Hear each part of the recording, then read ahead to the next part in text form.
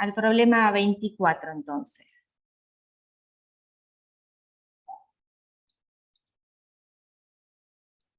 Bueno, este problema dice una alícuota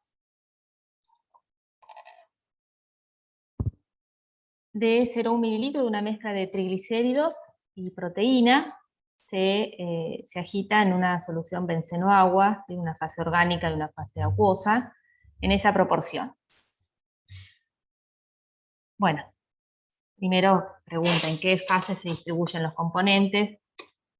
Esto, bueno, es bien fácil, ¿no?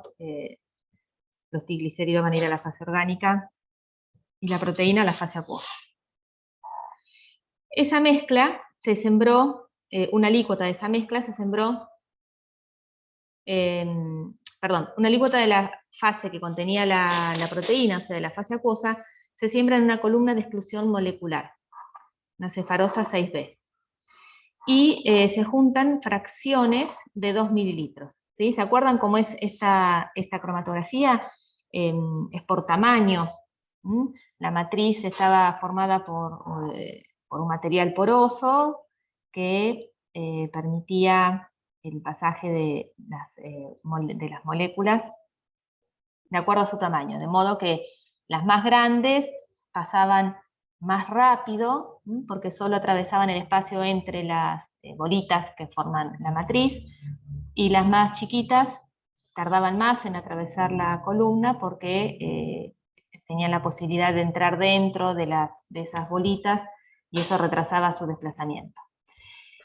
Y en estas cromatografías es el mismo buffer de siembra, es el mismo que va a eluir las proteínas, ¿sí? Es de manera isocrática, porque bueno, el buffer las va desplazando, las va empujando a lo largo de la columna y las termina eluyendo. Bien, y en todas las cromatografías en general, recuerden que siempre cuando comienza la parte de la elusión se toman fracciones en general de igual volumen, y luego en cada fracción se analiza la presencia de proteínas en general, usualmente midiendo la absorbancia 280, y también se analiza la actividad biológica de la proteína que estamos buscando para, bueno, justamente ver con qué fracciones nos quedamos. Bueno, y estas columnas de exclusión molecular nos daban la posibilidad de cuantificar si junto con nuestra proteína sembrábamos también proteínas calibradoras, es decir, proteínas cuyo peso molecular es conocido. Entonces, bueno, acá las proteínas calibradoras fueron 5 con estos pesos moleculares. De modo que, conociendo el peso molecular de estas proteínas y el volumen en el que eluyen, podíamos calcular ese parámetro que era el KB. Y con los valores de KB y el logaritmo del peso molecular se construía una recta. Y esto se hace con las proteínas calibradoras. De modo que después, a partir de esta recta, nosotros podemos extrapolar y averiguar el peso molecular de nuestra proteína, de la proteína que nos interesa. Porque sabiendo en qué volumen de elusión eluye,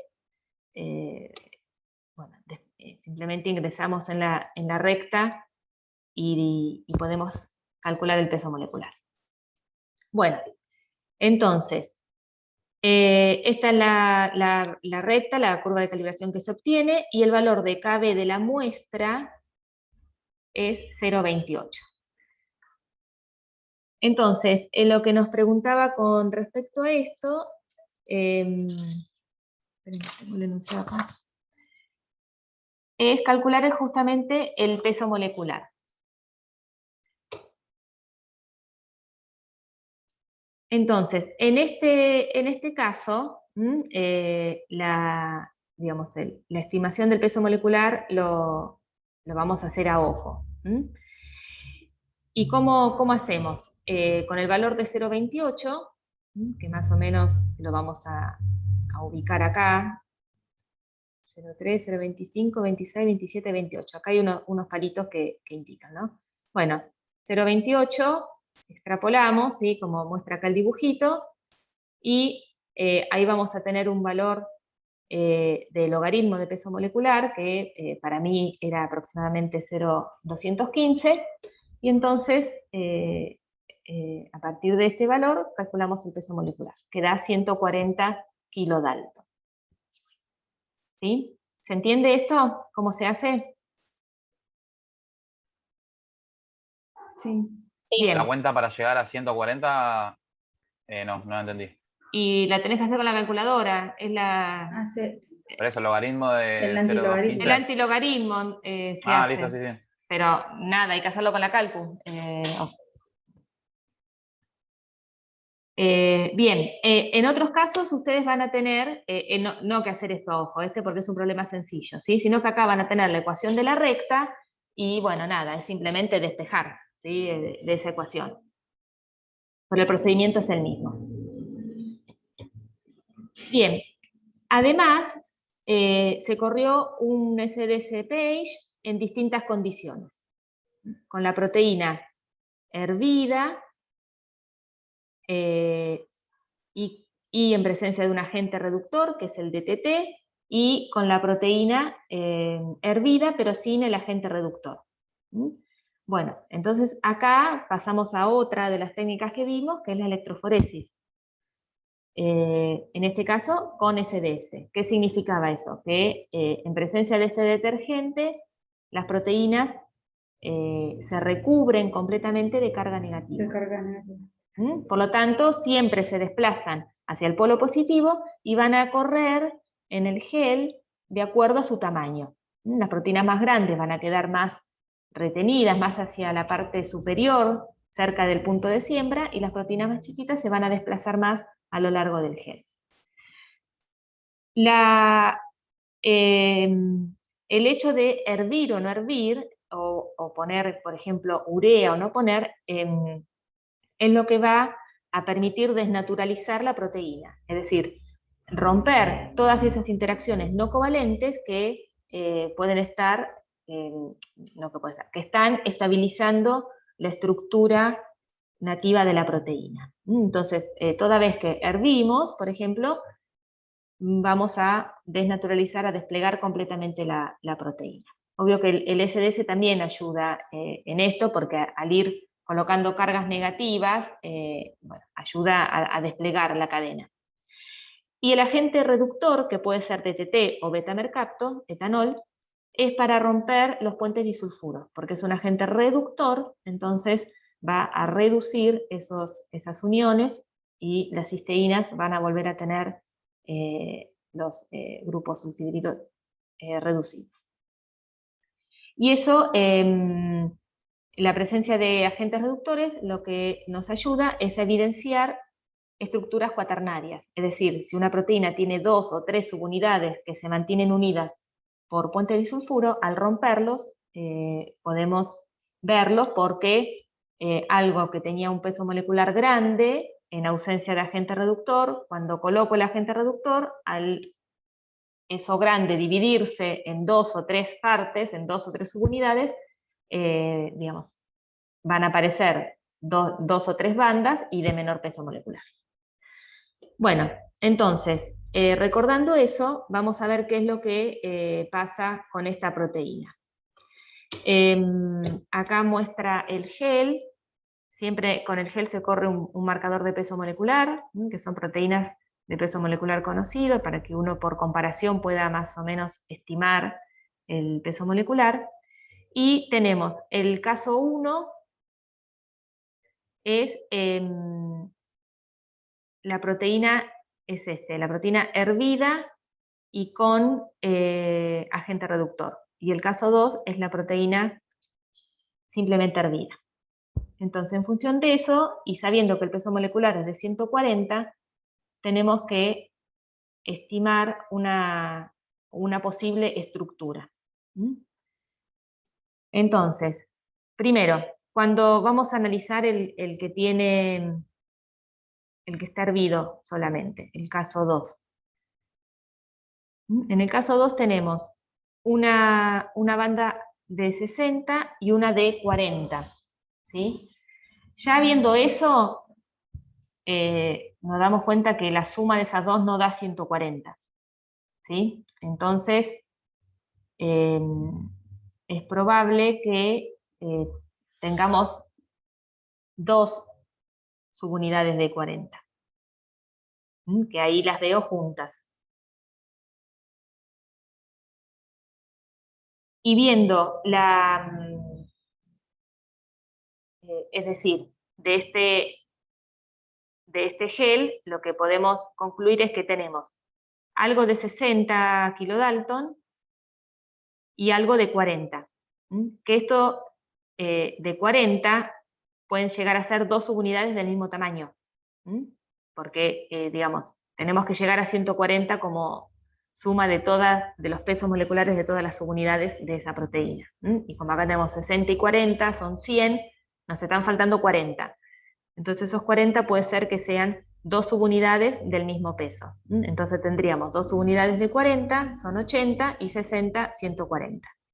Y como en esta corrida solo se hirvió, entonces lo que tiene peso molecular 60 de lo que tiene peso molecular 40 estaría interaccionando por uniones reversibles, uniones de tipo de puente de hidrógeno, electrostáticas, alguna de ese tipo. ¿Sí? ¿Se entiende hasta acá el análisis de esa calle únicamente? Sí. Bien. Sí, sí. Ahora vamos a analizar la calle 2. En la calle 2, aparte de hervir, agregamos un agente reductor. Entonces, ¿qué vemos? La banda de 40 queda igual, pero la de 60 desaparece y aparece una que tiene más o menos, podríamos decir, 30 kilodalton. ¿Sí? Entonces, acá que veíamos una subunidad de 60, en realidad no era una de 60, sino que eran dos de 30. Y esas dos subunidades de 30 estaban unidas por puentes disulfuro.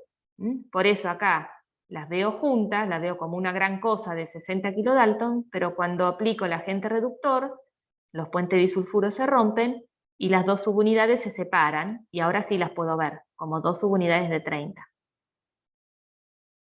Y la de 40, o las dos de 40, que ya habíamos dicho que hay, permanecen igual, con lo cual estas son simplemente eso, dos subunidades de 40.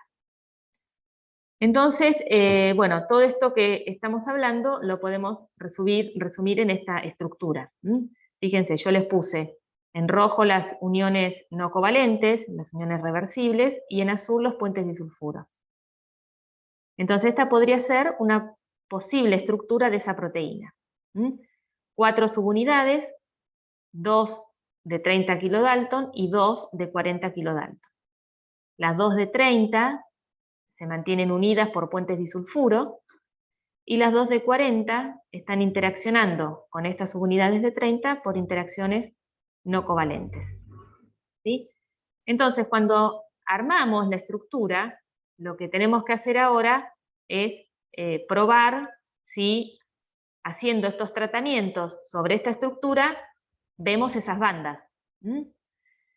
Entonces, fijémonos. El caso 2, o sea, esta calle que estoy marcando, era la proteína hervida únicamente.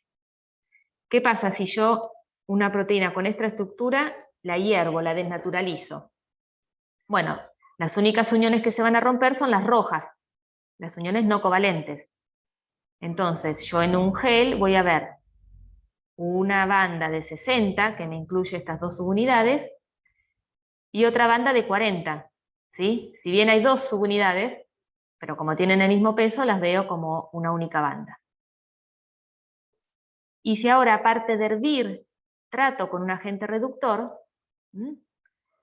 las subunidades de 40 no les va a pasar nada, o sea que voy a seguir viendo la misma banda. Pero la banda de 60 kilodalton ahora va a desaparecer porque estas dos subunidades se separan al reducirse los grupos sulfidrilos. Y entonces, en vez de tener una banda de 60, voy a pasar a tener una banda de 30, que de vuelta, si bien tiene dos especies, dos subunidades, como tienen el mismo peso, las veo como una única banda. ¿Sí? ¿Se entiende cómo se analiza? Sí. Bien. Sí, sí. Sí, Bien, perfecto, perfecto. Bueno, este problemita era completo, había un puchito de cada cosa. Por otro lado, se estimó la concentración de proteína midiendo la absorbancia 280, utilizando un testigo de BCA que tiene 0,5 miligramos mililitro de concentración. En una alícuota de 1 mililitro y con una cubeta de un paso óptico de 0,5. Y se obtuvo una absorbancia de 0,4 para el testigo y 0,295 para la muestra. Entonces, bueno, nos pide averiguar la concentración en la mezcla original. Bien, entonces acá tenemos hecha la resolución. En la muestra tenemos una absorbancia de 0,295 y 0,4 para el testigo. Entonces, como hicimos en los primeros problemas, armamos las dos ecuaciones, hacemos el cociente, simplificamos el coeficiente de extinción y el paso óptico, y despejamos la concentración de la muestra, que nos da este valor, 0,369 miligramos mililitro. Esta concentración es entonces la que se encuentra en la fracción donde se midió la proteína, ¿sí? Y cada fracción era de 2 mililitros. Entonces, en esos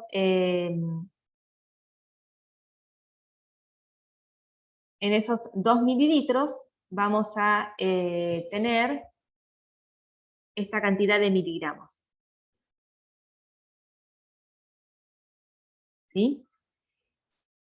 Y esperen que leo el enunciado desde el comienzo. El enunciado arranca diciendo, una alícuota de 0,1 mililitros de una mezcla de triglicéridos, proteínas, etc. ¿Sí?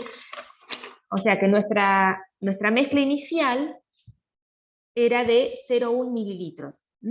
Por lo tanto, asumiendo que en todo el proceso de la cromatografía no tenemos pérdidas, cosa que no pasa, pero lo vamos a asumir para la resolución del problema,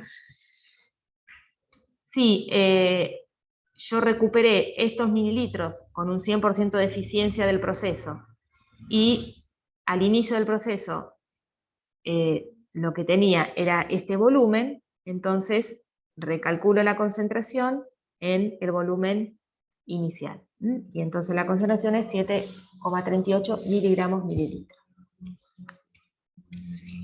¿Sí? ¿Se entendió esto? Sí. Sí, muy bien. Bueno, vamos a hacer un problemita más. A ver.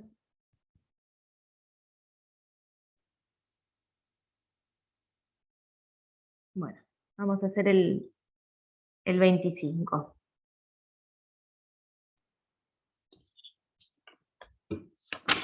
Bueno, el problema 25 dice, usted copurificó dos enzimas, alfa y beta, que catalizan la misma reacción, y con el fin de separarlas se utiliza una columna de exclusión molecular en las siguientes condiciones.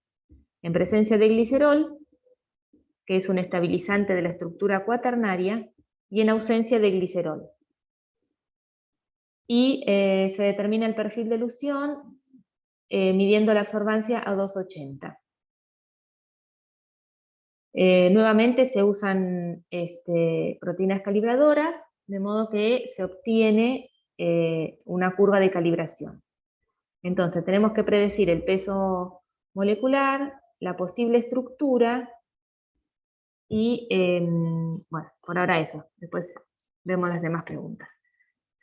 Bueno, entonces, esto es una cromatografía de exclusión molecular, nuevamente. Se corren proteínas calibradoras, así que podemos llegar a una curva de calibración. Y nos dicen que se hacen dos tratamientos, uno con glicerol y otro en ausencia de glicerol. y que el glicerol preserva las estructuras cuaternarias. Estructuras, uniones reversibles entre subunidades, ¿no? Acá no estamos considerando obviamente los puentes disulfuros. Entonces, en presencia de glicerol, esas uniones entre las subunidades están conservadas, y en ausencia de glicerol se pueden separar. Entonces, vamos a ver los picos que tenemos. Con glicerol, que es la línea continua, tenemos un pico que eluye a los 7 mililitros y otro que eluye a los 27. Y sin glicerol tenemos un pico que eluye a los 19 mililitros y otro a los 27. Si nosotros con estos volúmenes de elusión vamos a la curva de calibración, podemos estimar los pesos moleculares, que nos da, para el pico de 7 mililitros, 447 kilodalton, el de 19, 160, y el de 27, 45 kilodalton. Es decir, que con glicerol obtengo dos picos, uno de 45 y otro de 447. Y sin glicerol obtengo un pico de 160 y otro de 45. Recuerden que lo que estábamos tratando es de separar dos enzimas, la alfa y la beta. Entonces, podemos concluir que beta es una enzima, una proteína que está formada por una única subunidad de 45 kilodalton. Y que alfa está formada por 3 subunidades aproximadamente de 160, que están interaccionando por uniones reversibles no covalentes, y que por eso en ausencia de glicerol, mejor dicho, en presencia de glicerol veo una única subunidad grande, y en ausencia de glicerol veo únicamente el valor de las subunidades, que además son del mismo tamaño, ¿sí? Porque tienen todas el mismo pico.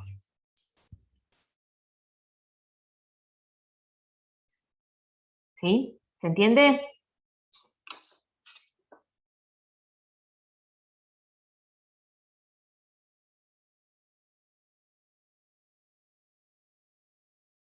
¿Se entiende cómo se analiza con glicerol y sin glicerol? Sí. Bien. Pregunta, prediga cuál es el peso. Bien. ¿Qué otra técnica utilizaría para confirmar este resultado? Bueno, es lo que vimos recién, ¿no? Si queríamos ver si una proteína estaba formada por más de una subunidad y además su peso molecular, podemos hacer un SS-Page, ¿sí? Por ejemplo, con y sin calor, con y sin agente reductor, etc. ¿Sí? Como hicimos en el problema anterior. Bien.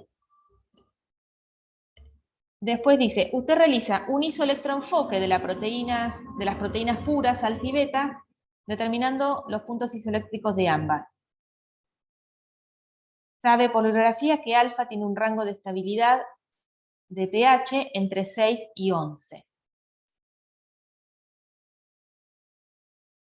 Como paso alternativo en la purificación de ambas, ¿podría utilizarse una columna de carboximetilcelulosa de pKa 4,5 para separar ambas proteínas? Y si es así, es decir qué pH usaría para equilibrar la columna y cómo la eluiría.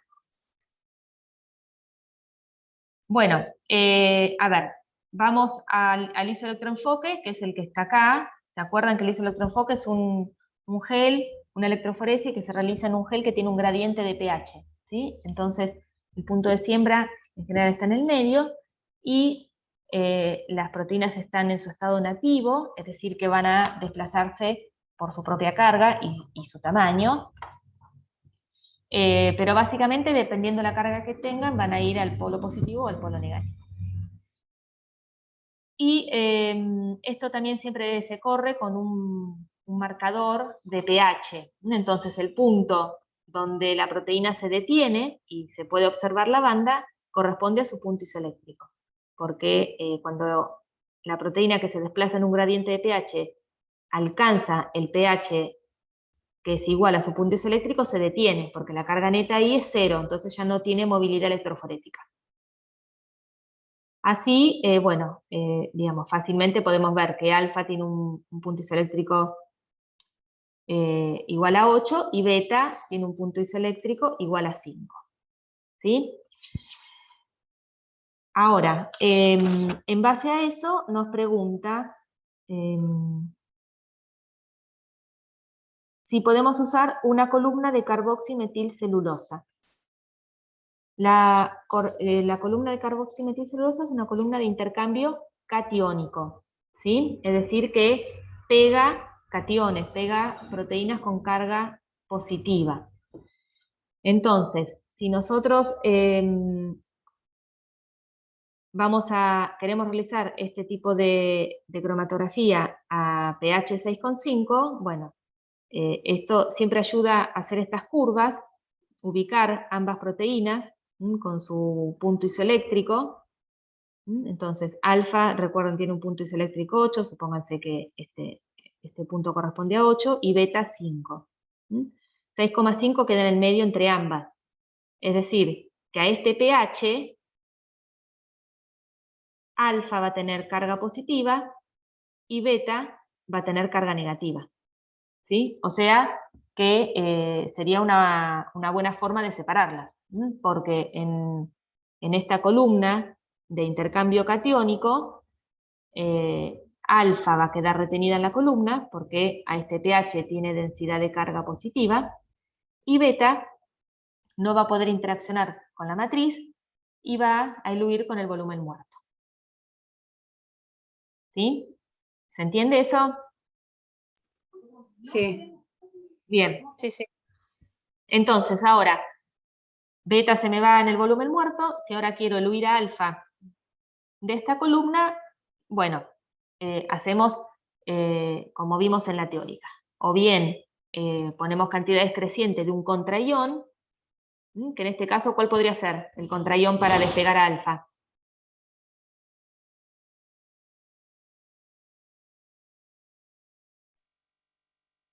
Sodio. Sodio, perfecto. O aumentamos el pH hasta estar cercano o en el punto isoeléctrico justo, y de esa manera la proteína eluye. ¿Sí? ¿Se entendió? Sí, profe. Bien. Espérenme un segundo que tengo que enchufar la compu.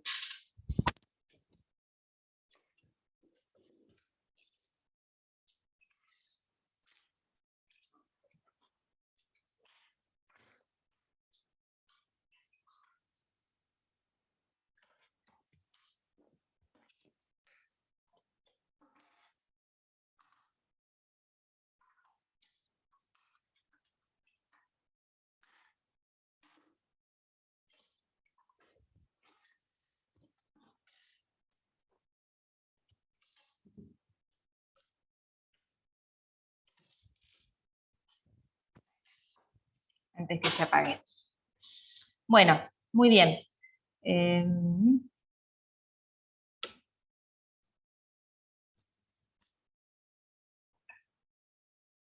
¿Tienen tiempo de ver uno más? Si no, lo vemos la clase que viene.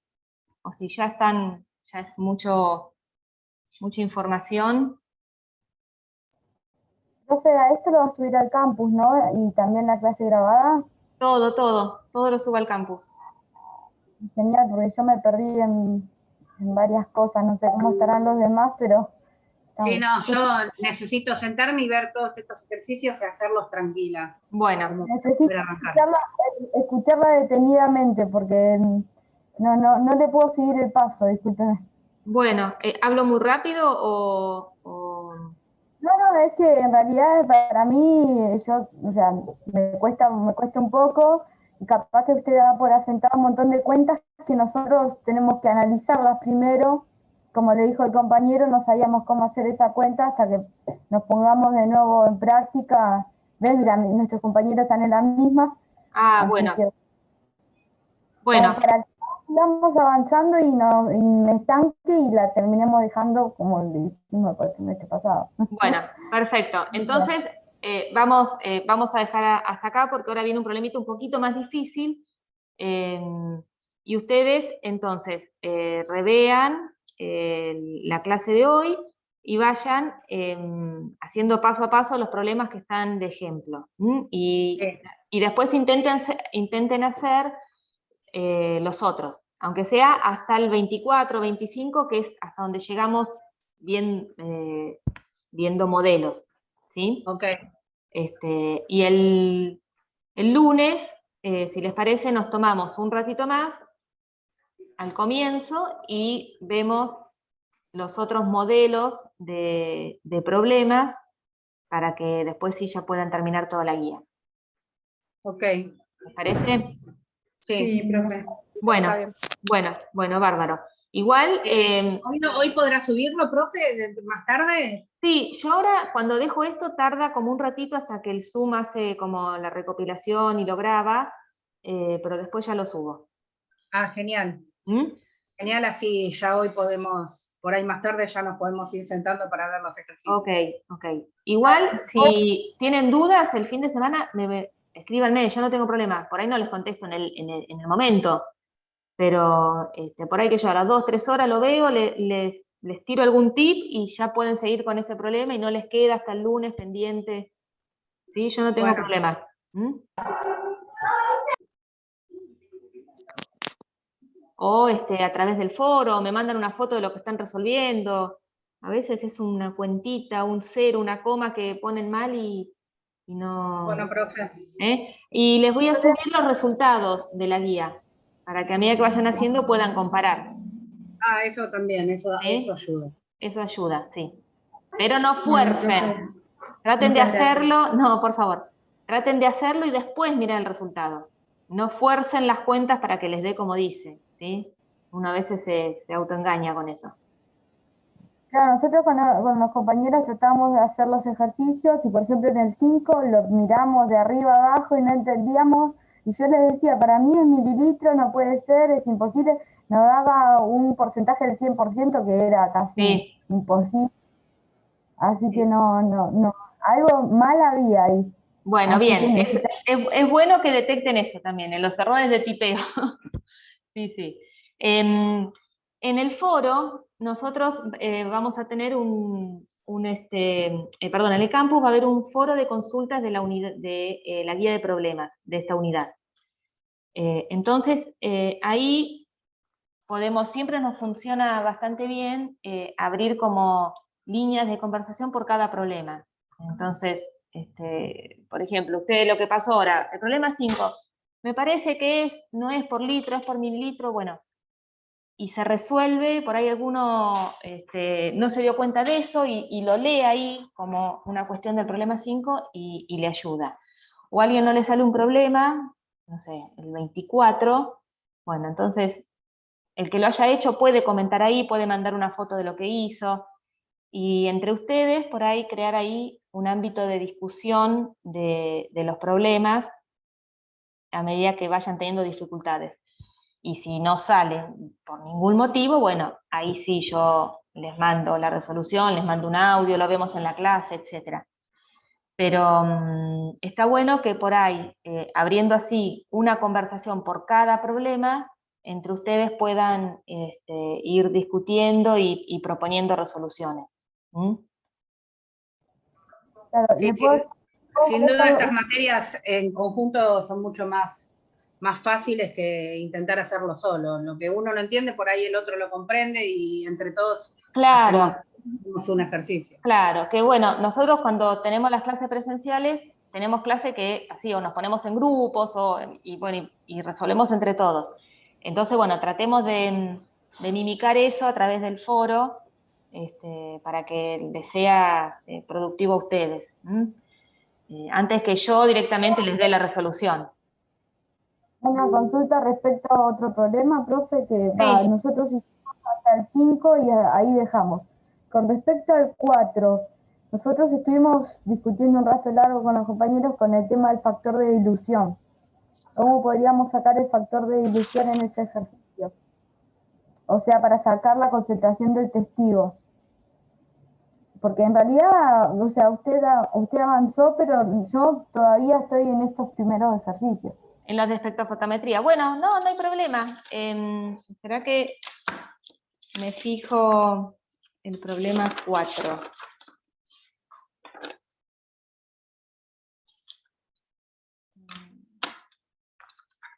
Dame unos segundos, porque yo la guía la voy modificando año a año y yo los tengo resueltos, pero bueno, el 4 de hoy no es el 4 del 2018. 4... el de la... acá, sí. Bueno, ese en realidad sí, está como distinto porque en vez de diluir se concentra, ¿sí? Porque se queda en el testigo. ¿Cuál factor de dilución no estarían entendiendo? Porque dice que se toma 2 mililitros de orina 24 horas, se diluyen 4 mililitros con agua destilada y se realiza una extracción del éter etílico y vapor extracto. Y bueno, o sea, tenemos los 500 miligramos en 10 mililitros de alcohol de la solución testigo. Sí. O sea, ahí, ¿cuál sería la concentración del testigo? Bueno, ahí tenés que hacer 500 miligramos dividido 10, porque siempre la concentración es por mililitro.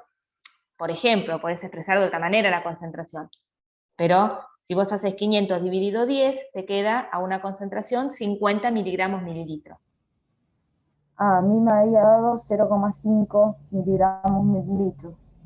Claro, cualquier cosa. Claro, porque en realidad la concentración, una de las formas de expresarlas es el miligramo por mililitro. Entonces, si en 10 tenés 500, en 1 haces la cuenta, o haces el cociente directamente. Hay gente que yo soy muy de la regla de 3, pero hay gente que le es más fácil la proporcionalidad, así que ustedes plantéenlo como les quede cómodo. Y después dice que se toma 1 mililitro de esa solución y se lleva a 50 mililitros con alcohol. Y ahí entonces sí, tenés una nueva, ahí sí tenés la dilución. 1 en 50, esa es bien fácil, de 1 llevas a 50. Ahora sí tengo la concentración testigo de 0,5. Claro, ahora no. La respuesta de eso, ¿cuánto sería? Quiero ver si me dio exactamente lo mismo o...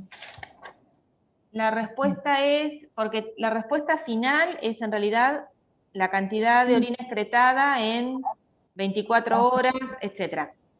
Y da 97,79 miligramos. A mí me dio 97,85. Sí, bueno, está bien. Debe ser... 0,5 miligramos.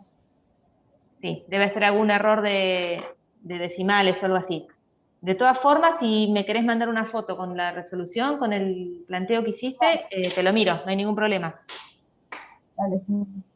Sí. Bueno, muchas gracias. No, por favor, por favor. Bueno, chicos, entonces, traten de hacer los problemas los que más puedan y el lunes, que vamos a estar más tiempo, ¿sí? El lunes vénganse bien despiertos porque vamos a tener una clase más larga. Hacemos un poco más de problemas y creo que ya nos toca arrancar con la siguiente unidad. ¿A qué hora, profe? ¿A las 6 o a las 18? A las 18. A las 18, listo, gracias.